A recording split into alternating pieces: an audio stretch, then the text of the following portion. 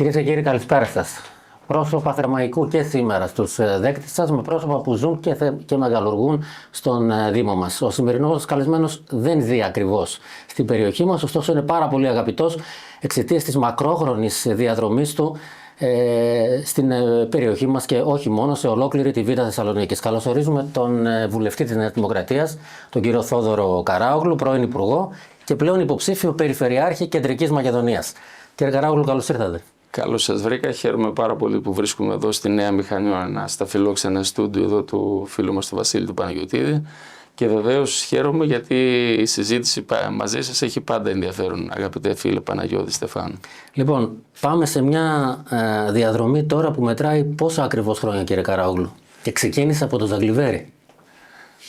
Τον Οκτώβριο του 2026, δηλαδή σε λίγους μήνες, κλείνω 40 χρόνια εκλεγόμενος. Ήμουνα παιδί όταν το 1986 εκλέχθηκα πρώτη φορά πρόεδρος κοινότητας Ζαγκλιβέρι, 26 ετών.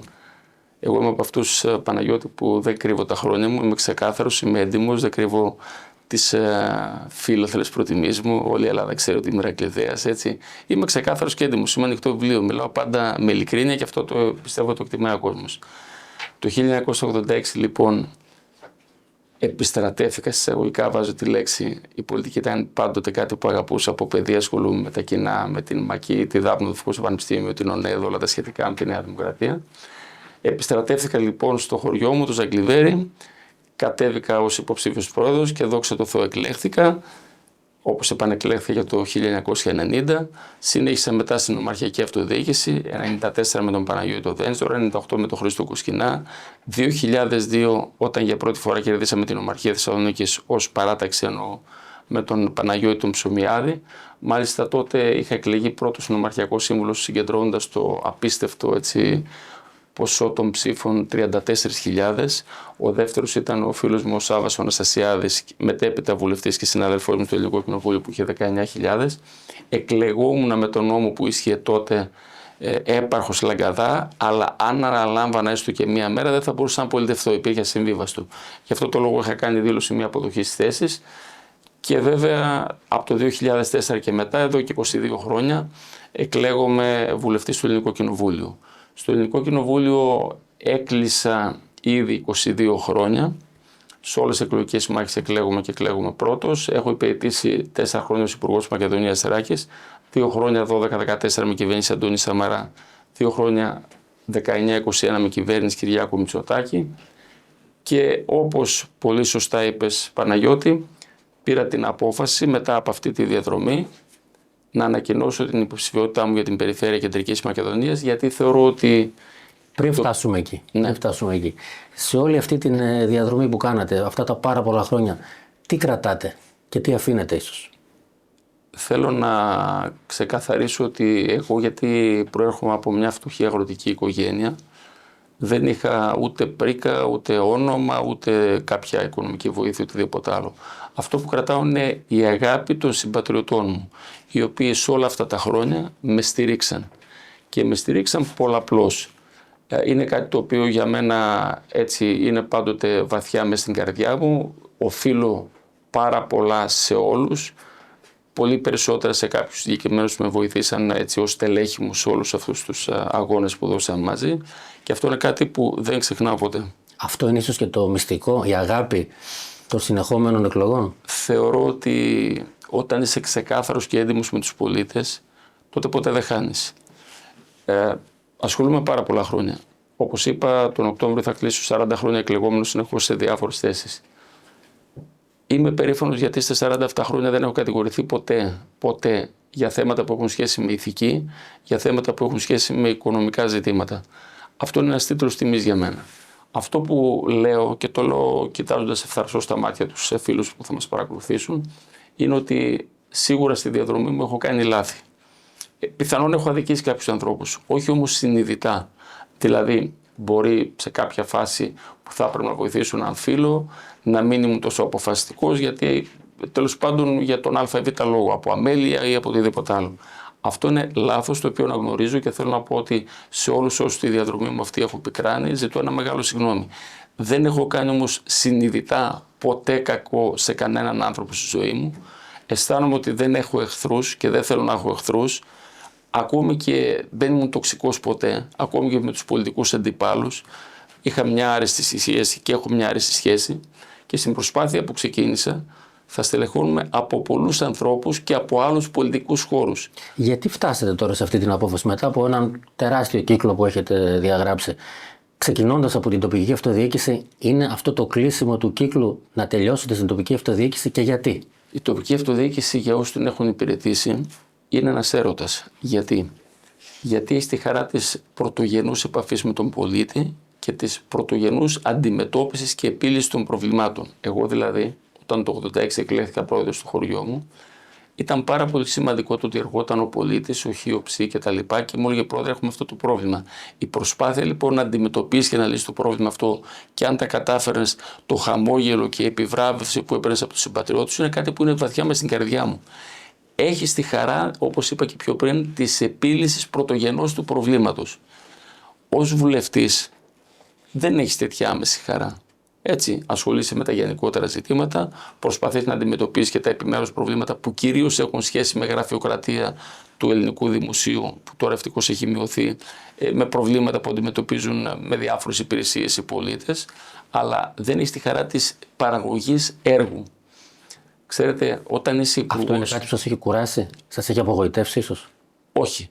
Αλλά θέλω να κάνω κάτι, θέλω να αφήσω το αποτύπωμά μου. Θεωρώ ότι πήρα πάρα πολλά από τους πολίτες. Θέλω λοιπόν να ανταποδώσω με έργο. Η περιφέρεια λοιπόν, όπου έχω τη δυνατότητα και εκτιμώ ότι λόγω γνωριμιών, λόγω γνώσεων, λόγω εμπειρίας, λόγω της δυναμικής που έχω μπορώ να αποδώσω, θα μου δώσει τη δυνατότητα να συνεχίσω μια προσπάθεια σε ένα χώρο που, όπως είπα και πιο πριν, την τοπική αυτοδιοίκηση, είμαι ερωτευμένος και να προσφέρω πολλά πράγματα. Επίσης, να ξεκαθαρίσω κάτι. Σε όλη μου τη διαδρομή έχω μάθει πρώτον να μην διεκδικώ το αλάθητο. Νομίζω ότι στον πλανήτη αυτό, εκτός από τον Πάπα, δεν το διεκδικεί και κανείς άλλος και δεν πρέπει να το διεκδικεί. Και έχω μάθει να είμαι συλλογικός παίχτης. Να ακούω με σεβασμό, με προσοχή τον οποιοδήποτε συμπολίτη μου, συμπατριώτη μου έχει το οποιοδήποτε θέμα και βεβαίως αν συμφωνώ μαζί του να προχωρούμε μαζί, αν δεν συμφωνώ να ακολουθεί ο καθένας στον δρόμο του και τις επιλογές του. Αυτό όμως που είναι σημαντικό είναι ότι δεν είμαι οπαδός του one man show, είμαι οπαδός της ομάδος, της συλλογικής δράσης. Πάμε λοιπόν στην Κεντρική Μακεδονία, επειδή το ανακοινώσατε και μάλιστα σε μια πολύ σημαντική εκδήλωση που κάνατε εδώ και ένα μήνα, νομίζω και παραπάνω λίγο. 7 Μαρτίου του 2026 ήταν επαιτειακή ημερομηνία για μένα, γιατί 7 Μαρτίου του 2004 είχα εκλεγεί για πρώτη φορά, οπότε έκλειναν τα 22 χρόνια. Οπότε εδώ και 2,5 μήνες έχετε ανακοινώσει την υποψηφιότητά σας και επίσημα πλέον ως υποψήφιος Κεντρικής Μακεδονίας. Τι εισπράτετε από τον κόσμο, ποιο είναι το πρώτο μήνυμα? Καταρχήν να πω ότι αυτό είναι κάτι το οποίο με γέμισε χαρά, δύναμη. Καταρχήν η ανταπόκριση των πολιτών στην εκδήλωση που κάναμε στο Πόρτο Παλάς, που ήταν μια εντυπωσιακή εκδήλωση. Ήταν η μεγαλύτερη εκδήλωση που έχει γίνει ποτέ σε κλειστό χώρο και ταλαιπωρηθήκαν πάρα πολλοί συμπατριώτες μου, συμπολίτες μου, φίλοι μου, από τους οποίους ζητώ συγγνώμη. Αλλά εντάξει, είναι ο μεγαλύτερος χώρος στο Πόρτο Παλάς, εκεί αποφασίσαμε να κάνουμε την εκδήλωση. Και βέβαια μου δίνει τη χαρά τώρα το ότι κινούμε σε επίπεδο περιφέρειας, 7 περιφερειακές ενότητες, νομούς με την παλιά ορολογία, θα το λέω και πιο εύκολα για να το καταλαβαίνουν και οι συμπατριώτες μας, ξεκινώντας από το νομό Θεσσαλονίκης και συνεχίζοντας τις Σέρρες, πηγαίνοντας στην Πέλα, την Ημαθία, το Κιλκί, στην Πιερία, τη Χαλκιδική, όπου η κάθε περιοχή έχει τα δικά της χαρακτηριστικά, τα δικά της προβλήματα, αλλά βεβαίως έχει ανθρώπους δικούς μας Έλληνες Μακεδόνες, οι οποίοι είναι περήφανοι, οι οποίοι είναι δημιουργικοί, οι οποίοι μένουν και δημιουργούν στον τόπο τους, που εγώ είχα τη χαρά με αυτούς τους ανθρώπους για πολλά χρόνια να συνδέομαι. Γιατί πρώτα στη διαδρομή μου τη μακρόχρονη πολιτική είχα συνδεθεί με πάρα πολλούς ανθρώπους υπηρετώντας τους ίδιους σκοπούς και τα ίδια υλικά με την παράταξη Νέας Δημοκρατίας και γνωρίζω όλο το κομματικό γίγνεσθε της Νέας Δημοκρατίας από παλιούς συμμαχητές της ΟΝΕΔ που τους βρίσκω μετά από πολλά χρόνια που είμαστε πλέον σε μια ώριμη ηλικία, που βεβαίως πάντοτε η αγάπη παραμένει, γιατί τότε ήταν άδολη και ήταν δύσκολα χρόνια για την παράταξή μας. Και βεβαίως αυτοδιοικητικούς, βεβαίως τελέχη που υπηρετούν γενικά το δημόσιο βίο με διάφορες ιδιότητες. Είχα τη δυνατότητα τα 4 χρόνια που ήμουν Υπουργός Μακεδονίας Άκησης να συνεργαστώ στενά με όλους αυτούς. Θεωρώ ότι έχουμε κερδίσει μια αμοιβαία σχέση αλληλοεκτίμησης και εμπιστοσύνης.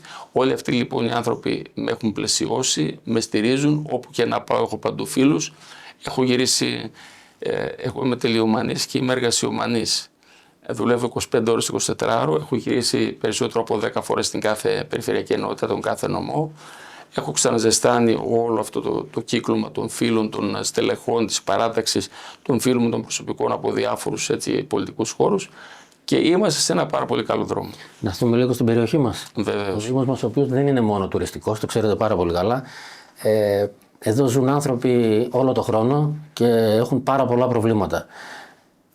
Τι σκέφτεστε για την περιοχή μας? Ήρθα πριν από λίγο και βέβαια το πρώτο που συναντάει κανείς είναι η ταλαιπωρία του δρόμου. Είναι ένα ζήτημα εκ των ονουκάνευ. Ο δρόμος μέχρι τη Μηχανιώνα και βέβαια μετά από τη Μηχανιώνα προς την Επανομή θα έπρεπε να έχει γίνει εδώ και δεκαετίες. Δυστυχώς είναι ένα έργο το οποίο ακόμη δεν έχει γίνει. Και ειδικά μετά την Αγία Τριάδα, κύριε Καρόγλου, γίνεται και επικίνδυνος. Είναι επικίνδυνος, ακριβώς. Για μένα θεωρώ ότι αυτό είναι το πρώτο έργο το οποίο θα πρέπει να ξεκινήσει αύριο στην περιφέρεια Κεντρικής Μακεδονίας.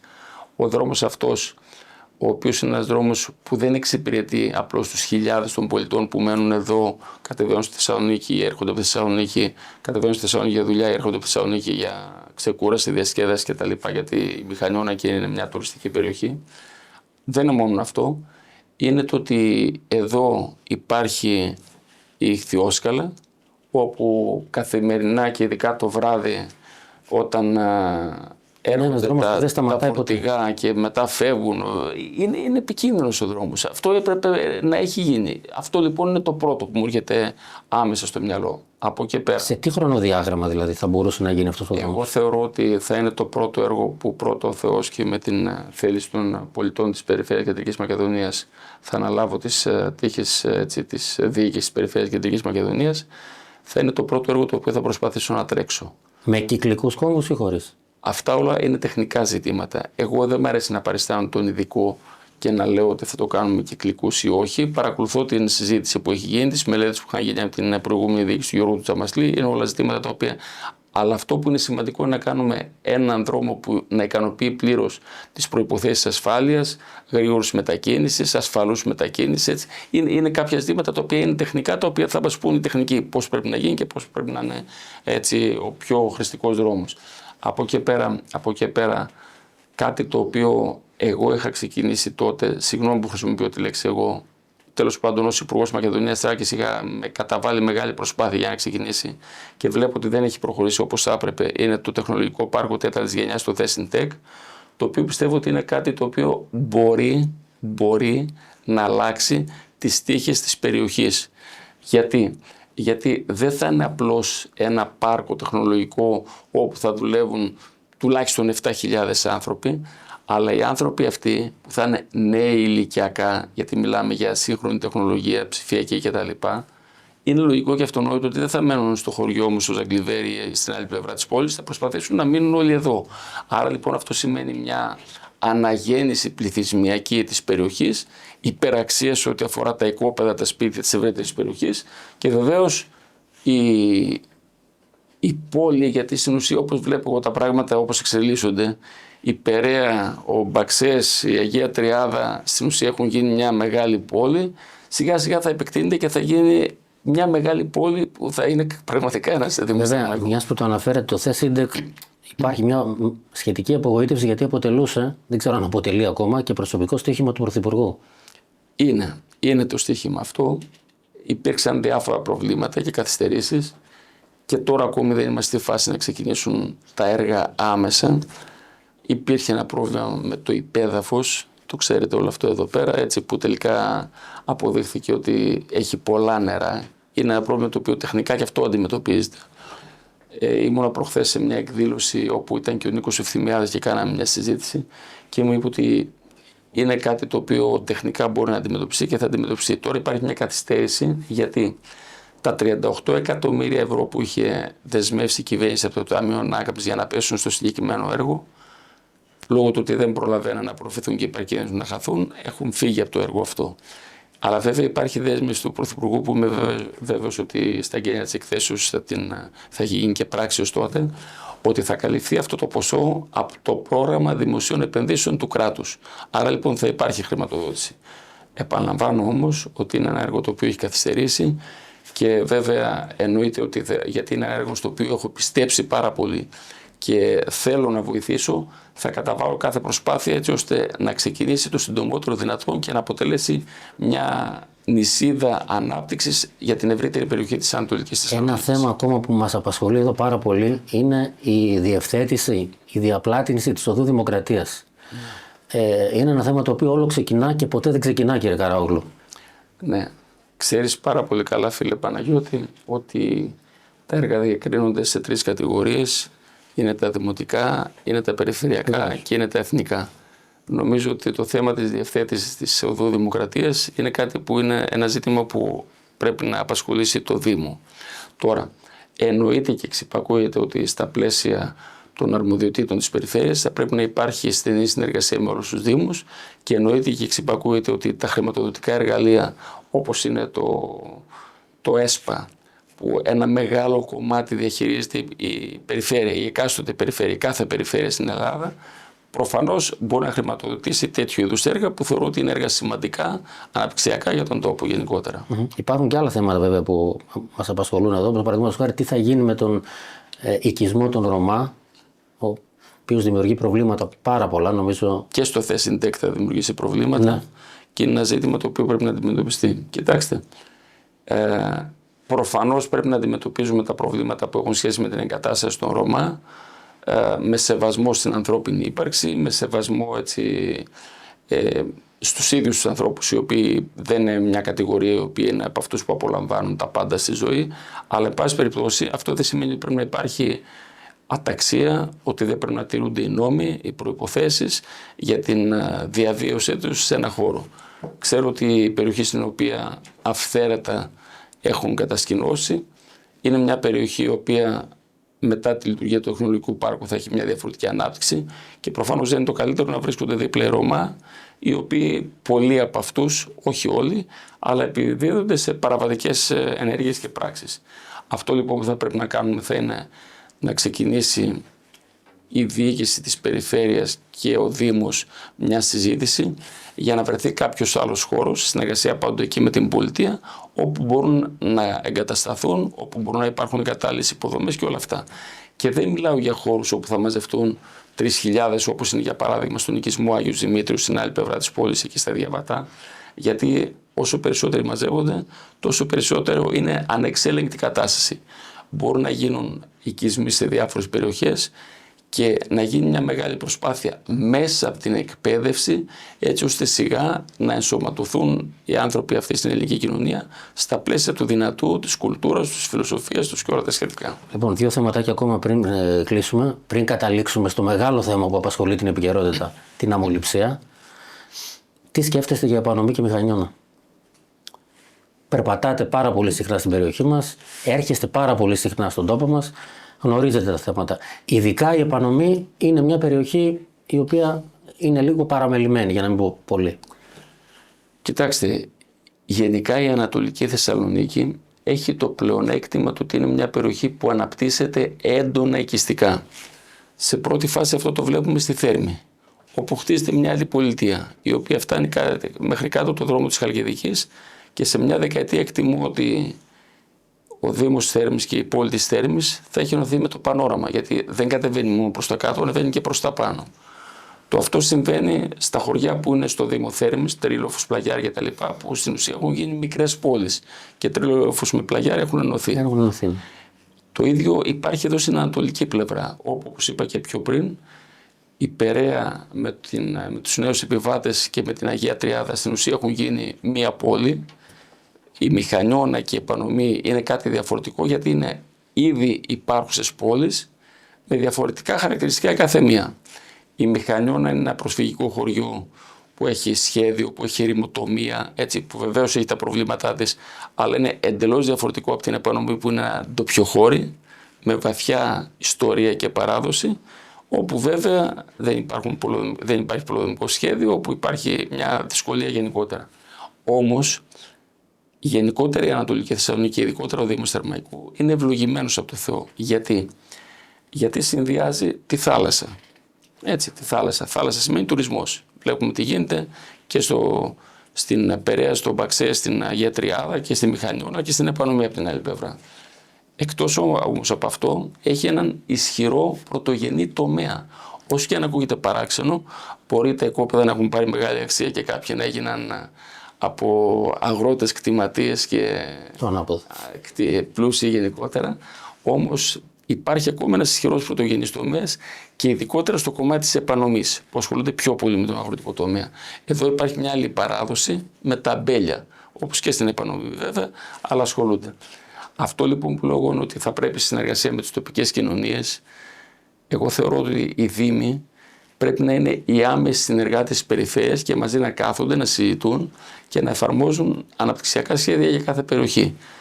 Μπορούμε λοιπόν να κάνουμε κάποια πράγματα, μπορούν να γίνουν κάποια πράγματα ιεραρχώντας τα προβλήματα. Οι πόροι είναι δεδομένοι, τα προβλήματα είναι πολύ περισσότερα. Προφανώς δεν λύνονται όλα άμεσα και εύκολα, αλλά μπορούμε μέσα από διάλογο να καταλήξουμε σε ένα σχέδιο ανάπτυξης και για το Δήμο Θερμαϊκού συνολικά και για τις δύο πόλεις που αναφέραμε, Νέα Μηχανιώνα και Επανομή, έτσι ώστε ο αιώνας στον οποίο διατρέχουμε, 21ος αιώνας, να τις βρει να αναπτύσσονται, να μεγαλώνουν, να ισχυροποιούνται. Κάτι που θεωρώ ότι είναι δεδομένο, γιατί όπως είπα και πιο πριν, το ζω δυστυχώς από τα χωριά της άλλης πλευράς, επαρχίας Λαγκαδά, όπου υπάρχει εγκατάλειψη και φτώχεια. Λέω χαρακτηριστικά ότι το χωριό μου για πρώτη φορά το ζαγκλιδέρεψε κάτω από 2.000. Από 2.305 απογραφή του 2011 πήγε στους 1.774. Ο Σοχός από 3.200 πήγε 1.900. Δηλαδή φεύγει ο κόσμος από εκεί. Σε αντίθεση με την Ανατολική Θεσσαλονίκη που είναι η περιοχή οικιστικής ανάπτυξης. Ναι, λοιπόν, στην οικιστική ανάπτυξη, αλλά η οποία θα πρέπει να συνοδεύεται με τις ανάλογες υποδομές, είτε είναι οδικό δίκτυο, είτε είναι σε πρώτη φάση ένα επίγειο μετρό, όχι υπόγειο. Εγώ δηλαδή δεν μπορώ να φανταστώ ότι το μετρό θα σταματάει στο αεροδρόμιο. Προφανώς θα πρέπει να πάει και στο αεροδρόμιο, αλλά εννοείται ότι δεν πρέπει να σταματάει εκεί. Και υπάρχει πρόβλεψη και σχέδιο να φτάνει, λέει, ως το Θεσσεντεκ. Νομίζω ότι δεν καλύπτει τίποτα. Υπομορφή επιφανειακού μέσω σταθερής τροχιάς. Το οποίο προφανώς δεν λύνει το πρόβλημα. Εγώ θεωρώ ότι αυτό που ξεκίνησε, όπως το ζω και στην Αθήνα, όποτε βρίσκομαι και όλα αυτά τα χρόνια που είμαι στο Κοινοβούλιο, είναι κάτι που δεν σταματάει. Συνεχώς υπάρχει επέκταση. Και δεν είναι απαραίτητο παντού να γίνεται υπογείως, γιατί και στην Αθήνα δοκίσεις Πλακεντίας ως εκεί είναι υπόγειο και μετά βγαίνει επιφανειακά. Γιατί το κόστος είναι πολύ λιγότερο, είναι το 10% εκτιμάται από το συνολικό έργο όταν γίνεται επιφανειακό. Άρα λοιπόν, ναι, στην οικιστική επέκταση της Θεσσαλονίκης στην ανατολική πλευρά, που έχει όλες τις καλές προϋποθέσεις, αλλά με σχέδιο, με υποδομές, με σχολεία, έτσι, με ενίσχυση των υγειονομικών δυνατοτήτων που πρέπει να υπάρχουν στην περιοχή, για να είναι μια περιοχή που θα είναι ευτυχισμένος ο πολίτης που θα επιλέξει συνειδητά να κατασταθεί εδώ. Λοιπόν, να κλείσουμε με την αμμολυψία. Είναι ένα θέμα το οποίο μας απασχολεί πάρα πολύ. Υπήρξαν κινητοποιήσεις, υπάρχει πολύ μεγάλη ανησυχία, διότι είναι μια κατάσταση που εγκυμονεί κινδύνους καταστροφής του βυθού της θάλασσας και γενικότερα του περιβάλλοντος. Τι λέτε? Είναι ένα θέμα το οποίο ενώνει όλους τους πολίτες του Δήμου Θερμαϊκού και όλες τις παρατάξεις. Από ό,τι παρακολουθώ λίγο το δημόσιο διάλογο, νομίζω δεν υπάρχει κανείς που να λέει ότι είναι υπέρ της αμμολυψίας. Έκανα ήδη μια πρώτη επαφή με κάποιους αρμόδιους, δεν θέλω να πω ακόμη ονόματα, και μου έχουν πει το εξής. Τους έχω πει, αυτό το έργο το είχαμε ξαναζήσει όταν θέλαν για την επέκταση του αεροδιαδρόμου 1027 να πάρουν από τη Σουρωτή, αν θυμάστε, έτσι από εκεί χώμα. Και τελικά με τις κινητοποιήσεις και με τις προσπάθειες που γίναν, αποφασίστηκε και έγινε η μεταφορά του χώματος που χρειαζόταν για την επέκταση του αεροδιαδρόμου στη θάλασσα, ακριβώς από απέναντι, από το λιτόχωρο. Έτσι. Και είπα, γιατί δεν κάνουμε το ίδιο.